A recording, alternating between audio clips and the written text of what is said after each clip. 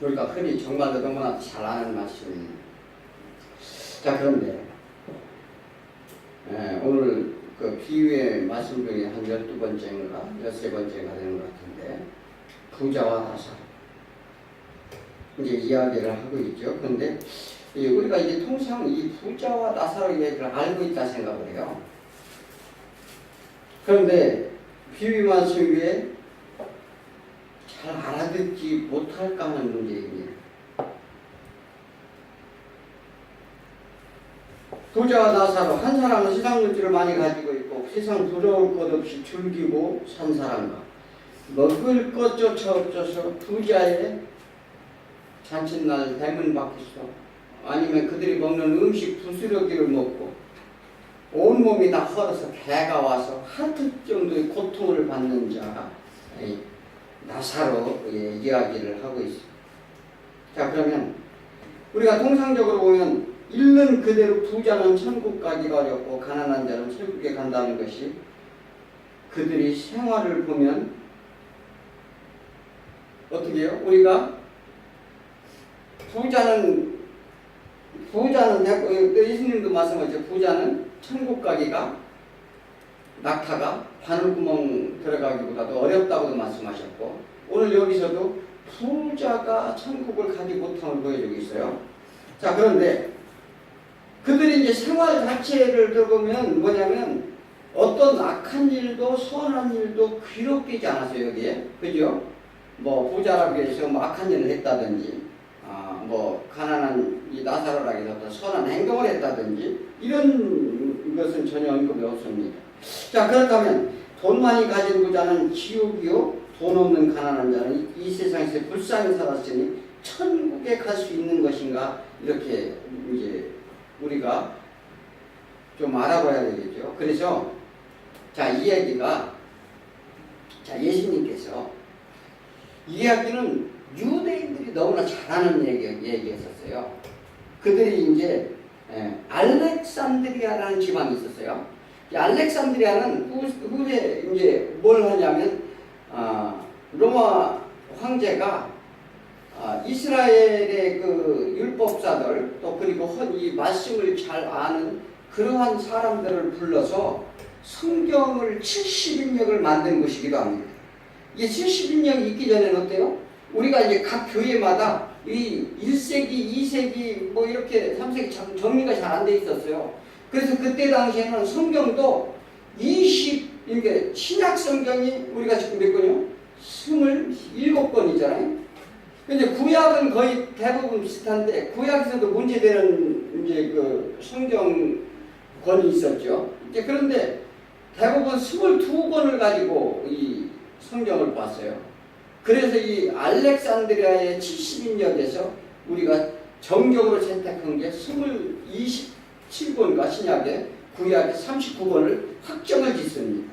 그래서 그 뒤로부터 우리가 이렇게 성경 66권을 가지고 이렇게 하나님 말씀을 이제 듣게 되는데, 문제는 그때의 그 알렉산드리아 지역에 유대인들 디아스포라죠. 그러니까 이제 그 예루살렘에서 학대를 받고 뿔뿔이 흩어져서 거기 많이 살고 있었어요. 많이 살고 있어서 유대인들이 소위 말하는 당시 랍비들의 예화 내용이었었어요. 자, 그러니까 어떤 가난한 율법사가 있었는데, 또 가난한 율법사가 있었던 반면에 부자인 세리가 있었어요. 세리가 있었는데 가난한 율법자는 하나님의 말씀에 순종하여, 그러니까 율법을 잘 지키고 말씀에 순종하여 이 천국에 가고, 부자 세리는 돈밖에 모르고 이웃을 도우지 않고 착취하는데 일삼아서 지옥에 갔다. 그러므로 이 세상에서 가난한 율법자는 온갖 고초와 고난을 다 겪었지만 천국의 아름다운 삶과 평안과 즐거움으로 살게 된다. 즉 생수의 강물을 마시며 여유롭게 살아가는데, 이 부자였던 세리는 지옥에 떨어져 먹을 물 한 방울도 마시지 못하고 불 가운데 고통을 받고 살 것이란 율법사들이 그 예화가 있었어요. 이것은 율법과 서기관 바리새인들 지도자들은 다 그것을 설교할 때 그런 예를 들어가며 설교도 하고 이런 상태에서 누구나 다 아는 사실이었어요. 예수님은 이 예화를 통하여 비유로 말씀하시는 거예요. 그러니까 이들의 생각, 자기 선한 행동, 또 자기들의 율법이나 신앙으로 자기들이 의롭다는 것에 대한 것을 그들이 주장을 했죠. 그런데 즉 인간이 아무리 열심을 내어도 하나님이 섬긴다 할지라도 하나님의 은혜가 아니면 안 된다는 예수님의 내용을 지금 그 부자와 나사로를 통해서 알려주고자 합니다. 유대인들은 예수님이 이 비유를 듣고 화가 이빠이 났어요. 왜 그러냐면 이게 유대인들은 알아들었어요. 이게 무슨 얘기인가? 왜 그러냐면 예수님은 바리새인 율법자들은 부자로 역할을 바꾸어 말씀하셨기 때문에 그래요. 자신들은 가난한 율법자로 묘사하는데 예수님은 그들을 부자로 묘사를 하는 거예요. 그러니까 완전히 예수님은 그들의 예화를 역으로 말씀하시는 거죠.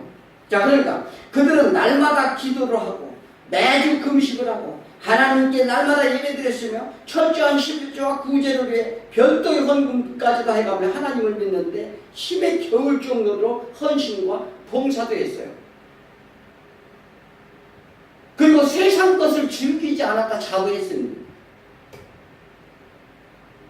그리고 자신들의 신앙을 자랑스럽게 여겼어요. 자, 그래서 그들은 사람들을 가르칠 때 가난한 율법자 이야기를 자주 했다는 것입니다.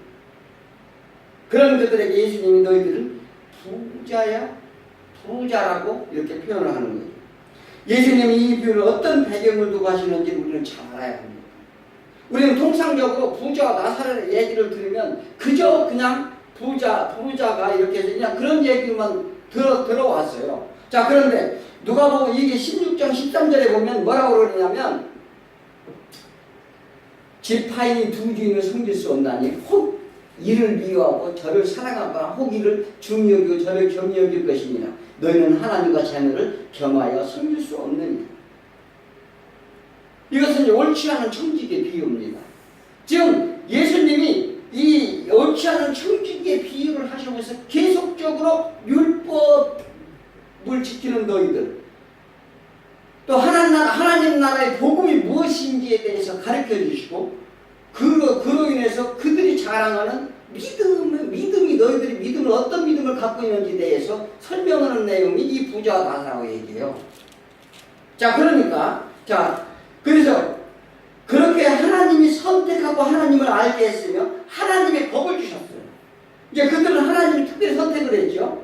그래서 그 아브라함을 통해서 그들은 선민으로 이제 하나님 택한 백성을 불러내줬어요. 그리고 하나님의 법을 주셨어요. 율법을 줬죠. 법을 주시고 하나님의 뜻을 깨달아 죄인됨을 회개하고 하나님의 긍휼과 공의와 믿음을 너희들이 알라, 깨달아라 이렇게 했는데 자기만을 사랑하고 자신을 위해 남한테는 최선을 다하는 척하고 자기를 자랑하고 재물에만 관심 있는 자들이다 이렇게 말하는 거예요. 너희들의 율법은 하나도 틀림이 없다. 그 율법 한 자라도 율법이라는 것은 영원할 것이다. 그런데 누가 이 18절에서 뭐라고 말해요? 무릇 자기 아내를 버리고 다른 데를 장가드는 자는 간음하며 무릇 버림당한 여자에게 장가드는 것도 간음함이라 이 얘기도 말씀하셔요. 느닷없이. 자, 우리 이것도 전부 뭐냐면 우리가 전부 남녀 간 혼인 문제를 전부 다 이게 비교해서 이렇게 이제 우리는 이제 읽습니다. 근데 이런 그들이 모세의 이언중서를 써주면 된다는 것을 악용을 했어요. 그러니까 악용을 해서 이제 힐레파라고 하는 파가 있어요. 거기는 어떻게 해서 자신들이 욕심을 위해서 마음대로 아내를 막 버렸어요. 막 버리고 그리고 이혼중서도 써주고 아니면 율법을 악용을 해가지고 근본 정신이 무엇인지 모르는 것에 대한 예수님이 이제 질책하는 내용이에요. 자, 그들이 뭐냐면 율법 하나님 법을 이 공의와 정의와 이 하나님의 긍휼과 인애와 이 하나님의 믿음에 대한 것은 생각지 아니하고 그들은 뭐를 했냐면 자기 유익을 위해서 자기 저거를 해서 바꿨단 말이에요. 바꾸고 이 사람이 그래요. 그들은 돈과 명예와 권력을 가지고 자신이 가난한 척하고 믿음을 지켰다면서 그들 모두에게 좋아하는 자들이다. 예수님이 할 수 있는 것은 뭐냐면 자기 입맛대로 율법을 바꿨다는 거예요. 그런데 그래서 예수님이 그 말씀을 하시는 거예요. 뭐라고요? 여기는 율법은 틀림없이 한 자라도 천지는 없어지려나 율법은 없어지지 아니하리라 이렇게 말씀하셨어요. 그들에게 이제 하나님 예수님이 하시는 얘기요. 너희들의 율법을 준 것은 하나님의 법인데 그 법을 너희가 악용해서 너희가 하나님을 깨달으라고 준 법인데도 하나님 알라고 한 법인데도 불구하고 너희들은 그것을 이용해서 너희 사리사욕만 취하는 그러한 이 도둑들이구나 하는 얘기를 하는 거예요. 이제 그런데 지금도 법을 아는 자, 법을 악용하는 아는 자가 그 도둑놈이라는 거예요. 요즘 그 박근혜 대통령을 보좌하던 우병우 같은 사람은 법꾸라지라고 그러는 얘기죠. 법꾸라지. 김기춘 실장 같은 경우는 아주 교묘하게 그 법을 이용해서 하자. 이게 뭐냐면 법을 아는 자들이 더 무서운 거예요. 오늘 예수님은 유대인들에게 자신들이 구제, 헌금 등 모든 믿음이 행위를 한다면서 속으로 돈을 챙기는 너희들이 부자들이다 이렇게 이제 비유하는 것입니다. 예수님은 불의한 재물에도 충성하라 말씀하셨어요.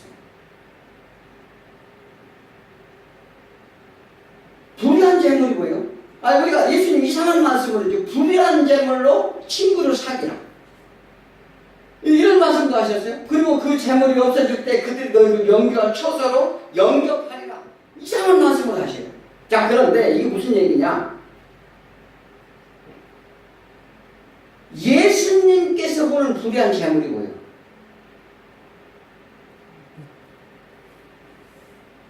죄로 인하여 죽을 수밖에 없는 재물이 불의한 재물이에요. 즉 누가 불의한 재물이에요? 그들이 불의하다 여긴 것에 대한 대답을 하는 거예요. 예수님한테 불의하다는 거예요. 자기네들 율법을 다 잘 지켰고 모든 법을 다 잘 지켰는데 그래서 자기네들 하나님께 충성된 믿음을 갖고 있는데 예수님들은 불의하다는 거예요. 그래서 예수님은 너희들이 불의한 재물에 충성하지 않으면 누가 참된 것을 맡기지 않느냐. 그래서 불의한 재물로 친구를 사귀라. 이것은 자기 반성의 요구를 하는 거예요. 너희들이 하는 것이 예수님의 불의한 자들을 위한 친구로 왔는데, 그러니까 너희들 다 예수님이 보시기에는 다 불의한 자들, 다 죄악에 빠진 사람들이란 말이에요. 죄 가운데 있단 말이죠. 자, 그런데 그들은 뭐냐면, 그래, 나는 불의한 자들의 친구로 왔다. 그래서 예수님이 그 말씀도잖아요. 뭐냐면 나는 의인의 위해서 온 것이 아니라 환자를 위해서 온 게 완전한 자를 위해서 온 게 아니라 나는 어떻게 죄인을 위해서 왔다 이렇게 말씀하셨어요. 자, 이게 마찬가지로 예수님도 지금 그 얘기를 하는 거예요. 자, 그런데 그들은 남의 것을 보고 남을 살리는 척했어요. 문제는 남의 것을 보고 남을 살리는 척했다 이 말이에요. 그러니까 그들에게 많은 그 율법의 조항을 넣어가지고 누구만 맞다 그런 얘기는요. 예수님이 그 말씀을요. 그들의 근처와 해안과 박하와 이런 것까지 전부 어떻게 해요? 다 율법에 묶어서 신일주로 다 걷어들이고 그래서 어떻게 하면 법으로 그리고 면죄부를 줬어요. 뭘 면죄부를 줬어요? 그 다음에 그들은 재판권을 가지고 있기 때문에 뭘 했느냐면 그들이 이제 재판을 해주면서 불의의 돈을 받았어요. 자, 그리고 뭐를 했어요? 또 교회에 그들에게 헌금을 하는 조건이면 부모를 모시지 않아도 면죄부까지 줬어요. 그래서 남의 것을 착취하고서 남을 사귀는 척했다는 거예요. 그리고 이제 내가 구제하지 않았느냐? 큰 소리 친다는 거예요. 세상 배가부가 우리나라 대갑부들 있고 있죠. 그 여론에 밀려가지고 생색만나는 경우가 있어요. 그렇잖아요. 그거 똑같은 거예요. 겉으로는 선한 척, 겉으로는 많은 사람들을 위해서 이 베푸는 행위를 그런 자들을 예수님이 위선자들이에요. 너희들은 이런 것에 대해 부자라는 거예요.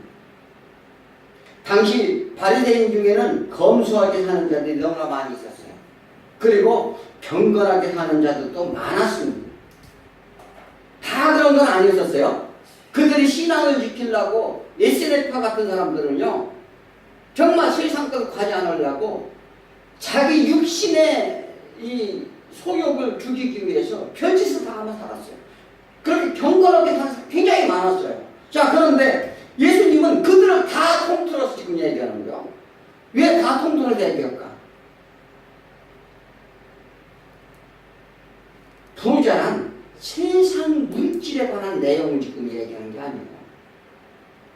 그들 마음속에 있는 위선적인 것, 하나님을 모르고 배척하고 독선적인 것, 자기네들이 유익만치 않은 것, 자신들 마음속에 자신들이 우상이 들어있다고 말해요. 그래서 두 주를 섬기지 못한다고 이 예수님이 이 전에 바로 그 말씀도 하십니다. 세상은 말이죠, 자신의 명성과 이름을 남기려 한다는 거예요. 그런 자들은 다 이 율법자와 똑같다는 얘기를 하는 거예요. 지금도 마찬가지예요. 지금 신앙생활을 하면서 이름과 명성을 남기려는 사람이 너무나 많이 있어요. 그들은 율법의 바리새인과 성경과 다를 바가 없어요. 그들은 경건한 생활 하나요? 다 경건한 생활을 했어요. 그런데 그것으로 지금 천국을 가고 안 가고 결정되는 게 아니다, 이 말씀을 하시는 거예요, 지금. 자, 그 부자는 아브라함을 어떻게 불러요? 아버지라 불러죠, 아버지라.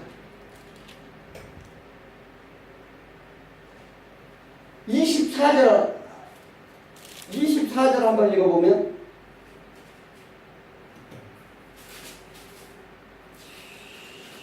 뭐라고요? 불러 이르되 아버지 아브라함이에요. 아브라함을 아버지라고 그러죠. 이건 뭘 얘기하느냐면, 유대인들은 아브라함을 다 그렇게 불렀어요.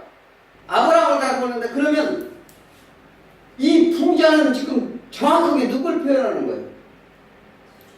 이 부자라고 하는 사람은 유대인들을 지칭 거잖아요. 부자가 지옥에 갔는데 아브라함들 아버지라고 하잖아요.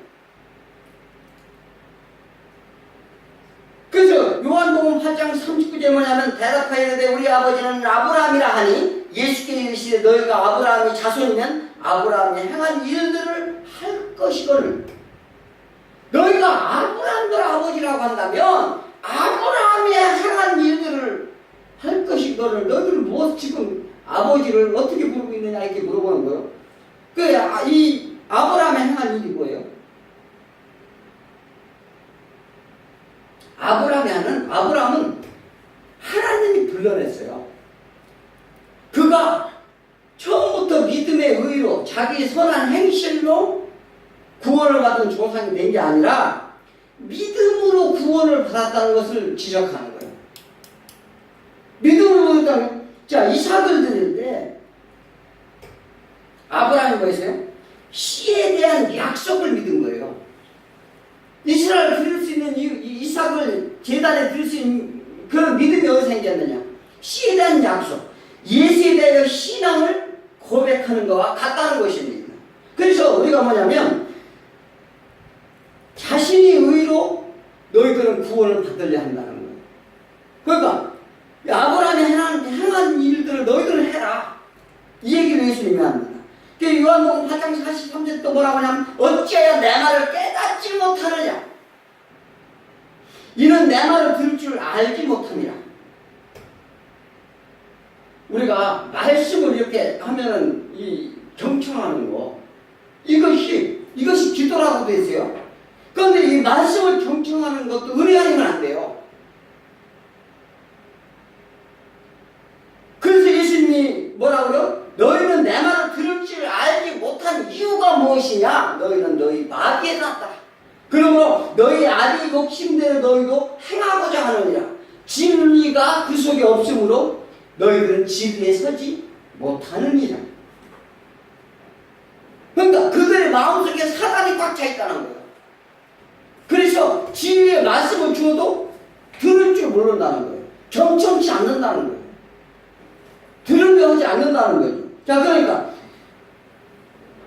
그래서 진리를 주어도 알지 못한다고 말을 하면서 또 어떤 비유를 하냐면 돼지에게 진주를 주지 말라. 이 얘기도 해요. 자, 우리가 예수 그리스도의 구속의 은혜의 필연성은 뭐예요? 예수 그리스도의 구속의 은혜의 필연성을 사단은 거부하게 돼 있어요. 그래서 말씀을 첫째 거부합니다. 듣긴 들어도 깨닫지 못한다는 거예요. 어떤 사람들은 지금도 그렇게 많은 사람들이 있더라고요. 예수님의 비유를 누구나 다 알아듣도록 쉽게 쓰여졌다고 이렇게 어떤 목사님이 그런 말씀도 하시더라고요. 과연 그래요? 그게? 아니, 이 비유의 말씀은 아무나 읽고서 이렇게 해서 이해할 수 있는 얘기 이게? 제자들도 몰라봤어, 제자들도. 그래서 비유의 말씀을 할 때마다 모르니까 따라가서 가르쳤어요. 이것이 성경에서 또 뭐라고 하냐면 감추인 비밀이라고도 얘기를 했어요.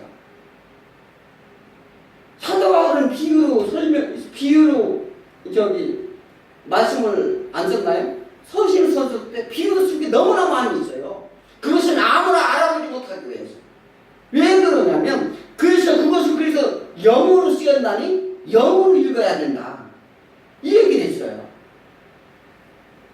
로마서 9장 7절에 아브라함의 씨가 다 그의 자녀가 아니라 오직 이삭으로부터 난 자라야 내 씨가 불리리라 이렇게 말했어요. 이건 뭐냐면 약속이 자녀라야 진정 아브라함의 씨가 된다는 거예요. 그러니까 유대인들아 이게 무슨 얘기냐면 너희가 아브라함의 아버지라고? 자, 사도 바울도 나도 아브라함의 자손이고 유대인 중에 유대인이다. 하도 이들이 떠들어대니까 그 얘기를 했어요. 그런데 아브라함을 아버지라 부르지 말라. 아버지가 아브라함이 한 행동을 너희가 하지도 아니하고 어찌 아버지라고 하느냐 이 얘기를 하는 거예요 지금. 자, 그렇잖아요. 그래서 예수의 모형인 이삭이 도저히 불가능한데 태어난 거. 이삭이 어떻게 태어났어요? 그는 경수가 다 끊어지고 나이가 90세 돼서 인간의 생각으로는 도저히 태어날 수가 없는 육신의 혈통으로 태어난 게 아니라는 걸 얘기하는 것이죠. 그래서 즉 육신의 자녀가 아니라 하나님의 은혜를 입었기에 약속의 자녀로 삼으셨다는 걸 너희는 알아가는 거예요. 그런데 너희가 어떻게 해서 지금 그러한 모든 것을 믿고 따르지 않고 이삭의 자녀로 이 구속에, 그러니까 예수 그리스도는 율법이라는 것은 예수 그리스도께를 인도하는 것이 율법이거든요. 자, 그런데 그런 건 전혀 생각지 아니하고 자기네들 의로 생각하고 자기네들 유익을 위해서만 살았다는 거예요. 오늘 비유는 유대인들이 아브라함을 아버지라 부르지만 너희들은 육신의 혈통이 아니라 하나님의 은혜에 속해 된다는 것을 예수님이 말씀하신 것입니다. 우리 신앙은 한번 점검해 봐야 된다. 그래서 우리는 이들과 다른지, 과연 우리 신앙생활 어떻게 하는지를 우리는 생각해 봐야 돼요. 25절을 읽으면 뭐라고요? 아브라함이 이르되 너는 살았을 때 좋은 것을 받았고 나사는 고난을 받았으니 이것을 기억하라. 이 세상에서 좋은 것을 받았대요. 세상의 것들을 다 누리고 살았다. 그러나 너희가 세상의 부자가 아니냐 합니다. 자, 우리가 이 신앙생활 가운데 뭐예요? 잔치를 벌인다고 그래요. 잔치. 이제 부자가 날마다 잔치를 벌였어요. 잔치를 벌였는데 자식이 잘 되는 재미, 좋은데 취직된 재미, 재산이 막 형성돼서 이런 재미, 이런 쌓이는 재미들. 이것이 예수님은 뭐냐면 세상 잔치라고 얘기하는 거예요. 특별히 무슨 음식을 차려주는 게 잔치인 게 아니라 그것을 세상 것을 취득하고 그것을 기쁨과 즐거움으로 그런데 그러지 못하는 사람들은 그 밑에서 그들한테 핍박을 받으며 그들에게 조롱을 받으면서 이 나사라와 같이 그렇게 살았다는 거예요. 그러니 이제 너희들은 더 무엇을 바라느냐? 예수님이 지금 그러잖아요. 예, 너는 살았을 때 좋은 것을 받았지 않느냐? 너희들 뭘 바라느냐? 그래서 나사로는 뭐요? 그런 상한 심령에 가난한 자였다는 것입니다. 마태복음에서 산상복음에서 심령이 가난한 자 복이 있다고 그러잖아요. 이제 그게 얘기를 하는 건데 26절에서 보면 그뿐 아니라 너희가 우리 사이에 큰 구렁텅이가 놓여 있어 거기서 너희에게 건너가고자 하되 갈 수가 없고 거기서 우리에게 건너올 수도 없게 하였느니라. 이르되 그러면 아버지여 구하노니 나사로는 내 아버지 집에 보내소서 이렇게 말합니다. 부자는 뭐라고요? 이제 자신의 집에 남은 형제들에게 누구든지 보내면 이 상황을 알려달라 이렇게 합니다. 그래서 아브라함이 근데 말하죠. 야, 그간 모세를 비롯해 수많은 선지자를 보내었잖니. 유대민족에게 보냈잖아요. 성경에 선지자들 얼마나 많이 보냈어요. 그랬는데 그들을 통해 복음을 전했지 않느냐. 예수님이 하나님이 뭐라고 했어요? 너희들이 변명치 못하게 하려 합니다. 그렇게 말씀하셨어요. 그래서 하나님 그 말씀 이제 다시는 나를 알라 하지 않을 것이라고 말씀까지 나가셨어요. 예수님은 하나님은 선지자를 통해 그들에게 하나님이 사자로 보낸 사실을 너희는 지금 모르고 있니? 변명하지 말라는 거예요 지금. 자, 그런데 부자는 대답하시니 그들이 죽은 것을 본 자를 다시 보내면 그들이 믿을 것이라 이렇게 말해요. 자, 옛날에 선지자를 보냈는데 그 못 믿었으니 못 믿었다 이거요. 그런데 지금 죽은 자를 살려보내면 즉 나사로를 다시 살려서 보내면 어떻게 해요? 그들이 믿을 것이라. 여전히 그들은 자신의 행위에 대한 자부심으로 진정한 구원 은혜를 모르고 있는 상태예요. 그래서 표적을 모아야 믿음이 생기겠다. 자, 이 무엇을 보고서 믿는 믿음이 진정한 믿음일까요? 예수님이 말씀하셨잖아요. 도마한테. 자, 우리도 참으로 지금 요즘 표적 찾아야 되는 거 얼마나 많아. 그 믿음 안 생겨요. 예수님이 지금 말씀하시잖아요. 비유로 말씀하시는 거예요. 너희들이 표적을 모아야 믿는 믿음이 생기겠느냐? 유대인들은 순전히 인본주의적 신앙을 가졌다는 거예요. 그래서 표적을 쫓는다는 순전히 다 인본적인 생각을 갖고 있는 거예요. 지금도 여전히 그런 표적을 쫓아서 우왕좌왕 여기저기 몰려다니는 사람들이 너무나도 많다는 사실. 표적을 모아야 믿고 표적을 쫓아가고 그러면 이 부자도 똑같은 얘기거죠. 그러면 그들이 회개할 것이다. 부자는 그렇게 생각하고 나사로를 보내달라고 지금 요청을 하는 거예요. 구원은 그런 식으로 인간이 무엇을 보고 쫓아서 얻는 게 아니라는 것을 예수님은 지금 말씀하시는 내용입니다. 자, 31절 뭐라고요? 이르되 모세와 선지자에게 듣지 않으면 비록 죽은 자 가운데 살아나는 자가 있을지라도 권함을 받지 아니하셨다 하시느니라. 어떻게? 안 된다잖아요. 예수님이 지금 뭘 보아서 너희들이 지금 가서 죽은 자 살고 보내달라고 될 줄 아느냐? 안 된다는 얘기를 하는 거예요. 이것은 뭐냐면 구원은 뭐예요? 절대적인 하나님 은혜의 선물이라는 것입니다. 그걸 예수님이 하세요. 그리고 불가항력적 은혜라는 거예요. 구원이라는 것은 뭐냐면 너희들이 의로 너희들을 뭘 봐서 누구 어떤 표적을 봐서